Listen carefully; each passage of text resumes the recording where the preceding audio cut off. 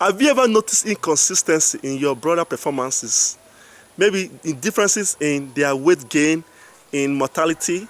The first batch you get might do well, the second batch might not do well. You keep on wondering, what is the problem? Despite getting these birds from the same suppliers. So on this video, I'm going to show you how to choose the best broiler breeds that suits your purpose, that will satisfy your customer needs. So stay tuned, I'll be right back.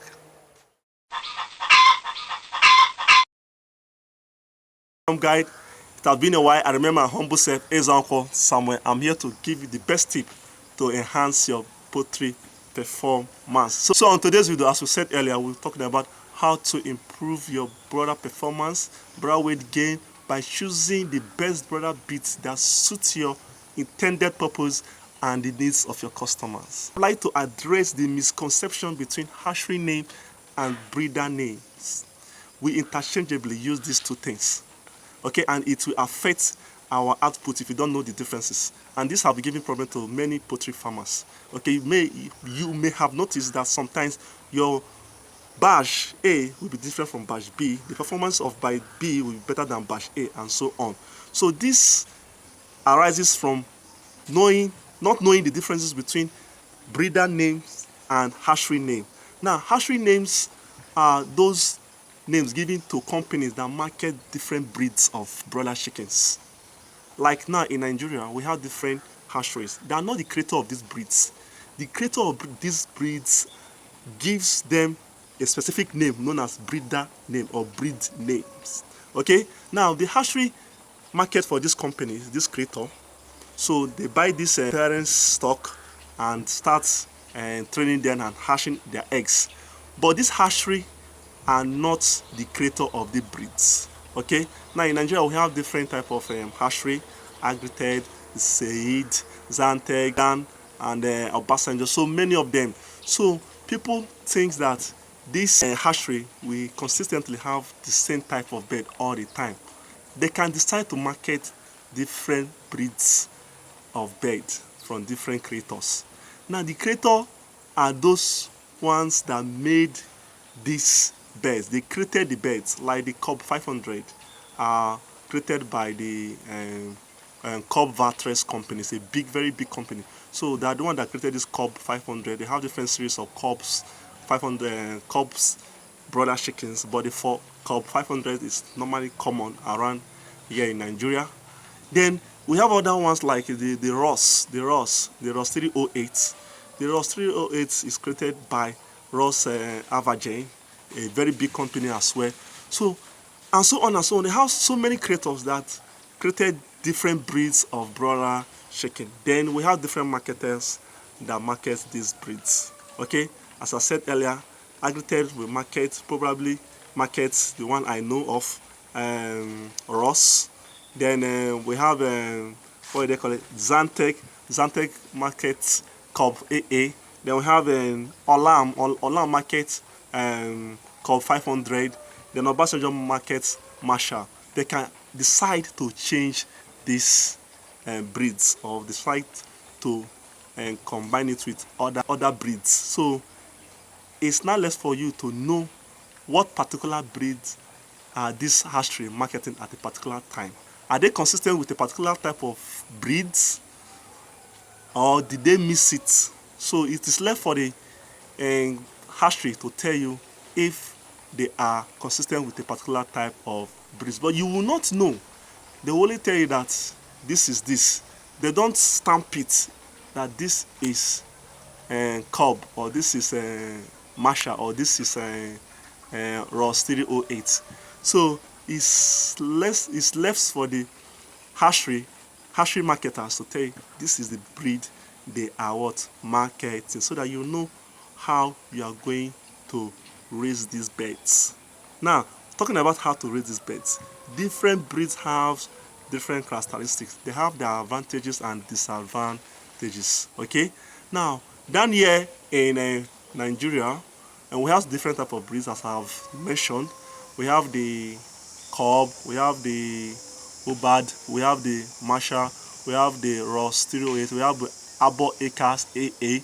So I'm going to just differentiate the common ones the Ross 308 and Cobb 500. Why is it important you know the properties, the characteristics of these chickens? Because it will help you to know the managerial style you are going to use. Okay, as we're going to see in these differences between Cobb 500 and Ross 308, you see that they have different managerial style, and if you apply the specific management style, you have the best outputs from your broiler chicken. So let's look at the characteristics of Cobb 500. In Nigeria, the Latin Hashery, the company that markets Cobb 500 are Zanteg market Cobb AA, while Ola market Cobb 500 as I have here. They might have changed, I'm not sure. Okay, now what are the characteristics of a Cobb 500? Now, Cobb 500 have the best growth rates. They have breast meat. They can survive with low nutritional food, that is average feed. They can convert feed irrespective of the nutrient level, okay, more than the Ross 308. Listen again, the main characteristic of Cobb 500 is that they can convert feed, low nutritional feed, okay. They have excellent growth rates. They have large breast meat. One of the disadvantages of Cobb 500 is that Cobb 500 need high managerial skill. You must keep the environment very neat. They are not resistant to microclimate. When I talk about microclimate, is the climate condition within the ground level or close to the ground level. That is the heat that comes from the litters, the moisture, the light density, the wind. Any little of this thing that goes beyond normal, it will affect Cobb 500. They cannot resist microclimate. If you leave too much poo with them, they are going to fall sick immediately. Sometimes you might have noticed that this batch of bird you bring can resist. No, you'll be discovering some differences in their performances. No, now Cobb 500, as I said, we convert feed, low quality feed, low feed with little or no little nutrition. They can convert feed more, and they can convert average feed to meat more. They have low feed conversion ratio, but they cannot resist harsh condition. Okay, now when it comes to the other side, Ross 308, company that market Ross in Nigeria, we have Agrited, we have Seid and Agrited that market Ross 308. Okay, now this Ross 308 have excellent chest, broad shoulder, they have nicely shaped legs, long legs, okay, and they can resist harsh conditions. They can resist microclimate conditions than Cobb 500. But for them to do well in terms of weight gain, you must give them rich food. That is it. The food will be rich, very rich. If not, they will not do well.